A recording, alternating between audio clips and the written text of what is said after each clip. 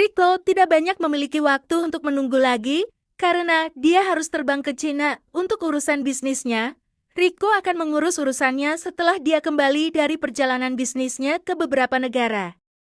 Rico sudah duduk di dalam jet pribadinya, yang akan membawanya ke Cina. Rico seorang workaholic, jadi di hadapannya selalu ada laptop untuk memantau semua bisnisnya. Rico sama seperti almarhum kakeknya Andre Wijaya yang serius dingin, dan juga ditakuti oleh pesaing bisnisnya. Rico juga terkenal sadis, dingin juga irit bicara. "Tuan, wanita itu memang mengajar tadi di panti asuhan milik Anda," kata Bu Aisyah. "Wanita itu mengajarkan anak-anak bahasa asing," lapor Alvin. Rico mengerutkan keningnya. "Umur 19 tahun, sudah bisa mengajar? Itu artinya dia bukan dari keluarga sembarangan," kata Rico. "Saya sudah mengecek semuanya. Ibunya bernama Sasha dan seorang single parent. Ibunya meninggal baru-baru ini karena sakit. Saya tidak bisa mendapatkan informasi dari mana keuangan mereka, yang jelas kehidupan mereka di Cina termasuk kehidupan kalangan kelas atas. Apa tujuannya ke Indonesia belum jelas, dan saya juga mendapatkan informasi jika wanita itu kecopetan hingga dia harus bekerja agar bisa kembali ke Cina mengurus semuanya," lapor Alvin, yang dengan cepat mendapatkan informasi tentang Cantika. "Sumber keuangan tidak bisa kita lacak? Berarti ibunya bukan orang sembarangan," analisa Rico, dan Alvin sangat setuju. "Apa dia memiliki keluarga yang lain?" tanya Rico dengan tetap memperhatikan layar laptopnya sambil mengamati pergerakan sahamnya. "Dari penemuan saya, wanita ini tidak memiliki keluarga lain di Cina. Ibunya orang Indonesia, tapi saya juga tidak bisa mendapatkan informasi tentang keluarga ibunya," lapor Alvin lagi. "Miris sekali, aku pernah ada di posisinya, hanya saja aku memiliki banyak saudara di pantai, jadi aku tidak kesepian, dan opaku selalu memantau keadaanku." Rico menjadi ingin masa lalunya. "Pantau terus wanita itu sampai aku bertemu dengannya," titah Rico kepada asistennya Alvin. Rico kembali fokus pada pekerjaannya. Perjalanan bisnisnya kali ini tentu saja akan banyak menguras otaknya dan juga tenaganya. "Tuan, ada yang ingin saya laporkan kepada Anda mengenai perusahaan Wijaya." "Katakan." "Keuangan perusahaan mulai goyah karena Tuan Andra suka bermain wanita dan judi akan, tetapi Tuan Besar Nicole tidak mengetahuinya dan beliau hanya tahu kondisi perusahaan sama seperti dulu," lapornya Alvin lagi. "Aku tidak mau perusahaan yang dibangun dengan banyak sekali perjuangan oleh opaku runtuh. Aku ingin Wijaya Kompan tetap kokoh. Pantau terus jangan sampai ada orang lain yang membeli saham perusahaan opaku," titah Rico. Ini yang Rico takutkan. Andra selalu tidak bisa menguasai dirinya, dan selalu tidak bisa bijaksana menyikapi masalah, apalagi masalah dengan Mia istrinya. "Perintahkan orang-orang yang kita di sana untuk mengirimkan laporan keuangan perusahaan Wijaya. Aku bisa saja langsung memintanya pada Anda, tetapi aku tidak mau menyinggung perasaannya," titah Rico tegas. "Baik, Tuan." Meskipun Rico tidak ikut campur dengan urusan pada perusahaan Wijaya, namun sebelum sang kakak meninggal dunia, dia berpesan agar Rico menggunakan posisinya sebagai pewaris asli jika suatu saat nanti perusahaan itu mulai goyah. Rico akan selalu mengingat pesan terakhir dari sosok yang sangat dia hormati sekaligus seseorang yang membuatnya bisa menjadi seperti sekarang. Kalau bukan karena opanya, mungkin Rico tidak akan pernah bisa sampai berada di titik ini. Setelah menghabiskan waktu berjam-jam di udara, akhirnya Rico sampai di bandara negara Cina. Kedatangan Rico sudah dijemput oleh orang kepercayaannya di Cina. Sebuah mobil mewah sudah menunggunya di depan lobi bandara. Rencananya Rico hanya akan menginap sehari di negara itu, setelah itu dia akan melanjutkan perjalanan bisnisnya ke negara lain. Sementara di Jakarta, Cantika mendapat teguran dari atasannya di restoran karena tidak datang tepat waktu memenuhi panggilan. Cantika memberikan alasannya kenapa dia tidak bisa datang, namun pemilik restoran tetap tidak peduli dengan alasan Cantika. Pemilik restoran takut restoran kecilnya akan bangkrut, apalagi anak buahnya secara langsung memiliki masalah dengan Rico, pengusaha yang terkenal sangat dingin itu. Cantika kebingungan harus menjelaskan apa masalah mereka. Tidak mungkin Cantika mengatakan jika dirinya kemarin malam diperkosa oleh laki-laki itu. Cantika tetap menutup mulutnya, tidak mau menjelaskan apa yang terjadi sebenarnya. Dia hanya mengatakan dia juga tidak tahu Apa masalah mereka sampai laki-laki itu mencarinya ke restoran? Baginya, kalau dia menceritakan, masalah sebenarnya akan menjadi aib dan mempermalukan dirinya sendiri. Bersyukur Cantika tidak dipecat oleh pemilik restoran, karena jujur Cantika sangat membutuhkan pekerjaan ini, agar dia bisa mengumpulkan uang untuk kembali ke negaranya.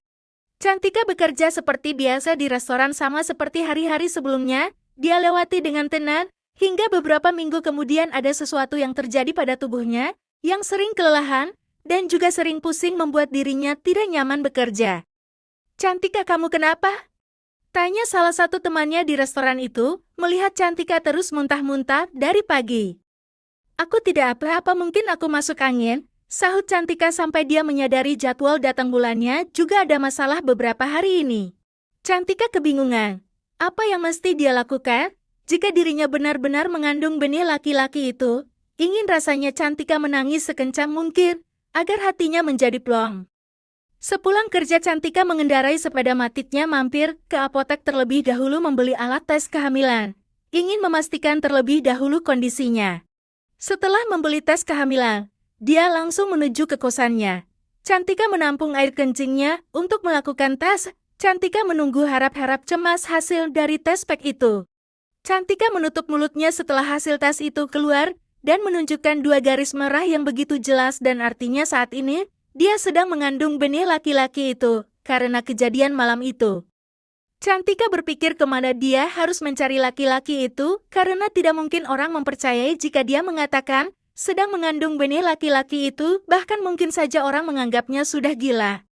Cantika sudah mencari profil sosok Riko Wijaya. Cantika mengetahui status Riko Wijaya yang seorang duda dan juga seorang pengusaha yang meniti karirnya dari bawah hingga ada di posisi ini.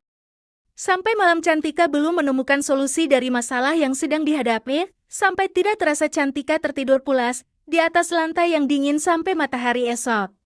Yang masuk lewat jendela membangunkannya. Tok tok tok.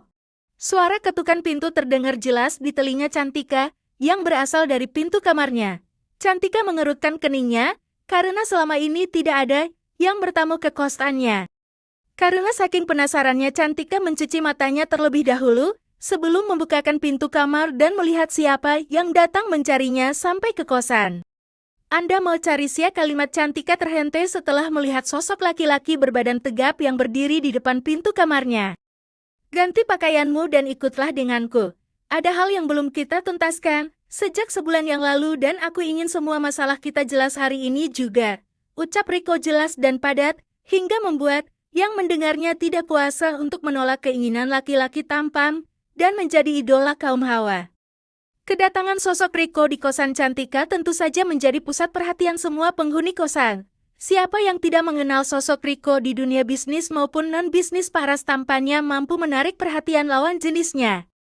Seketika Cantika menjadi pusat perhatian para tetangganya, yang biasanya lebih sering membicarakan Cantika, yang tidak. Anda ingin membicarakan apa dengan saya? Tanyanya. Kita membutuhkan waktu berdua untuk membicarakan masalah yang pernah terjadi di antara kita, tegas Riko. Cantika melihat ke sekitarnya terlihat jelas banyak orang sedang berbisik-bisik, dan menatapnya membuat raut wajah Cantika seketika berubah. Cantika menutup mulutnya dan lekas berlari ke dalam kamar menuju toilet. Keke. Cantika mengeluarkan isi perutnya ke dalam kloset jongkoknya, sebuah tangan sudah memegangi tengkuknya dan memijitnya. Cantika terkejut melihat pemilik tangan itu yang tak lain adalah Riko Wijaya.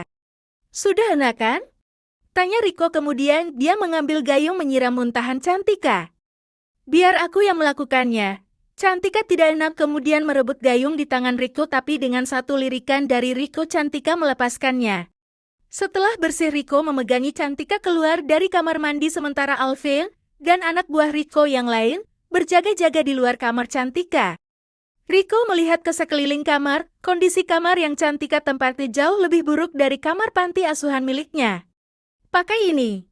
Riko melepaskan jasnya langsung memakaikannya di tubuh Cantika tanpa bisa Cantika tolak lagi. Riko memanggil Alvin masuk ke dalam kamar dan memerintahkan Alvin untuk merapikan barang-barang Cantika. Alvin asisten yang cepat tanggap dia langsung menurunkan beberapa anak buah melakukan keinginan majikannya. Barang-barang saya mau dikemanakan, Tua? Tanya Cantika kebingungan melihat barangnya semuanya dirapikan. Mulai sekarang kamu tidak akan tinggal di sini lagi, jawab Riko singkat, lalu menarik tangan Cantika masuk ke dalam mobil. Saat yang bersamaan teman-teman Cantika di tempatnya bekerja, dan bosnya datang ke kos karena mendapatkan telepon dari pemilik kos jika Cantika sedang ada masalah. Mereka semua terdiam melihat Riko Wijaya yang sedang menggandeng tangan Cantika dan di tubuh Cantika ada jas laki-laki yang Cantika kenakan. Mereka bertanya-tanya sebenarnya, apa masalah yang sedang Cantika hadapi saat ini? Riko melewati mereka semua dan masuk ke dalam mobilnya. Hanya Alvin yang tetap tinggal mengurus, apakah Cantika memiliki tunggakan di kos itu ataupun di tempat lain. Tolong jangan buang barang-barang saya. Di tas selempang saya ada foto mama saya, dan hanya foto itu yang tersisa, mohonnya sambil menangis.